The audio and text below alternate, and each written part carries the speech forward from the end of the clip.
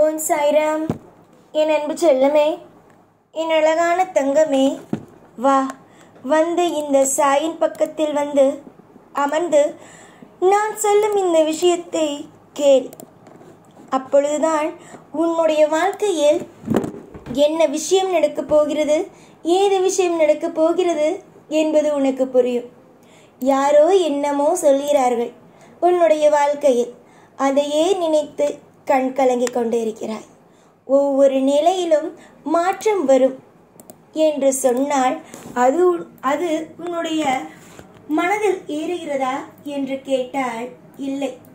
அதுவே வேறு யாராவது ஒரு நபர் வந்து நின்று உன்னுடைய வாழ்க்கை இப்படி, உன்னுடைய வாழ்க்கை அப்படி என்று தவறாக ஒரு விஷயத்தை சொன்னால் உடனடியாகவே கேட்கிறாய், இது என்னம்மா நியாயம்?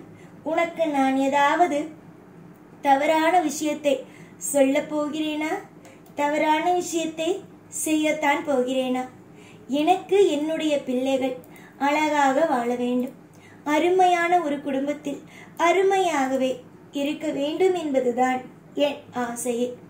ஒரு விஷயத்தில் கூட உன்னுடைய வாழ்க்கையை நான் எப்பொழுதும் எந்த நிலையிலும் குறை கூற மாட்டேன். உன்னை பற்றி குறை கூறுவதற்கு என்ன உள்ளது? எதுவுமே குறை கூறுவதற்கு ஒன்றுமே அல்ல. எல்லாமும் தெளிவாகவே இருக்கிறது. தங்க பிள்ளையே, அழாதே, நிம்மதியாக இரு, சௌபாக்கியங்களோடு இரு.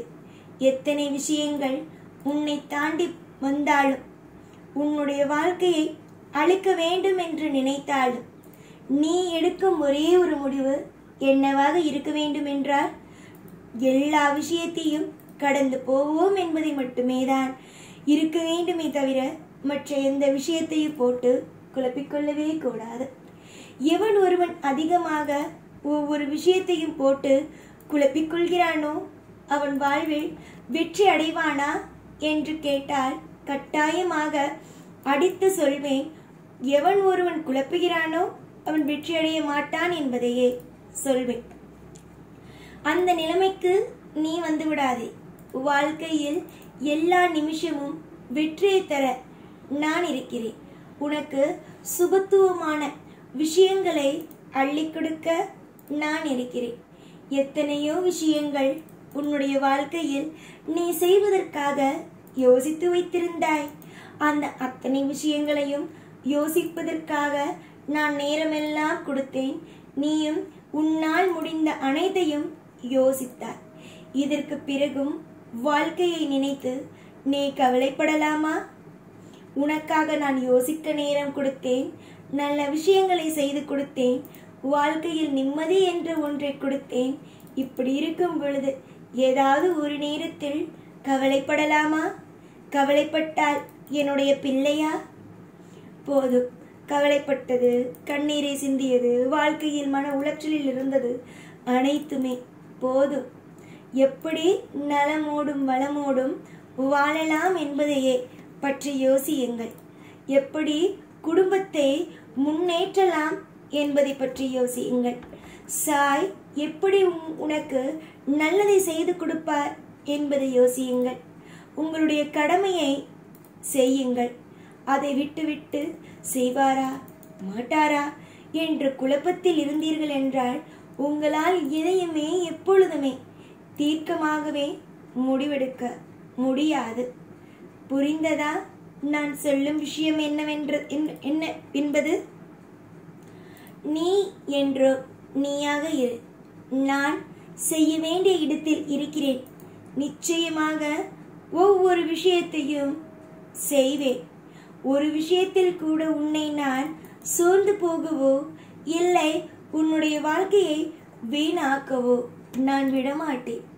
எதிர்காலத்தை பற்றி கவலைகளும் பயங்களும் உனக்கு அதிகமாகவே இருக்கிறது. எதிர்காலத்தை பற்றிய பயங்களும் கவலைகளும் உனக்கு தேவை அல்ல. அது நடக்க வேண்டிய சுபத்துவமான விஷயங்கள் நிறைய உள்ளது. அதனால் நடக்க வேண்டியது எல்லாம் கால நேரத்திற்கு சரியாக நடக்கும். விருப்பங்கள் என்னென்ன உன் விருப்பங்களோ அதை என்னிடம் சொல்லிவிட்டாய். நேர காலங்கள் கூடும் பொழுது உன்னுடைய வாழ்க்கையில் எல்லாம் அற்புதமாக நடந்தே தீரும். அதை யாராலும் எப்பொழுதும் தடுக்கக்கூட முடியாது. அதனால்தான் சொல்கிறேன், இவ்வுலகில் எதையும் எப்பொழுதும் நினைத்து நினைத்து அழாதீர்கள். எல்லா விஷயத்திலேயும் அற்புதமும் அதிசயமும் நடக்கும். காலம் உங்கள் பக்கத்தில் இருக்கும் பொழுது எந்த நிலையிலும் நம் வாழ்க்கை இப்படி ஆகிவிட்டதே, நம் வாழ்க்கையை யார் மீட்டெடுப்பார், நம்முடைய வாழ்க்கையில் எந்தெந்த மாதிரியான சுபத்துவமான விஷயங்கள் நடக்கும் என்பதையெல்லாம் போட்டு குழப்ப வேண்டாம்.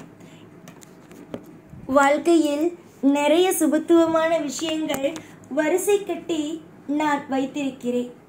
உன்னுடைய வாழ்வில் எல்லா நிலைமையிலேயும் சுபம் என்ற ஒன்றை கொண்டு வந்து கண்டிப்பாக சேர்ப்பேன். அது எப்படி தங்கமே?